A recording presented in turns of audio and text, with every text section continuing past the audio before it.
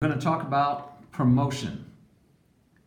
Promotion is where I can place from my hand, very rare, or move any pawn already on the board directly to my opponent's back rank. And remembering the power of the pawn says that if I get to the back rank, I get to pull any card I want out of my discard pile. So I can possibly win the game, but get pretty close, maybe win it. So at my turn, I'm going to play, and it counts as my move, by the way, so I can't do this and move a card. I can't do this and place a card.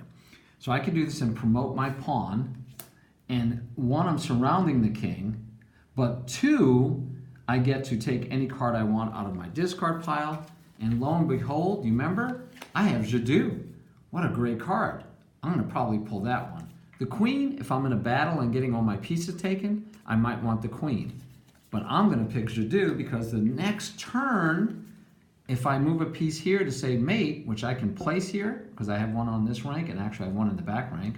So if I place and say mate or move and say mate, and my opponent tries to do something like Jadoo to undo that move, I can use my Jadoo and say, nope, it still happens and I win. So Jadoo is, again, a very powerful card, but promotion allows me to pull another card out of my discard. All right.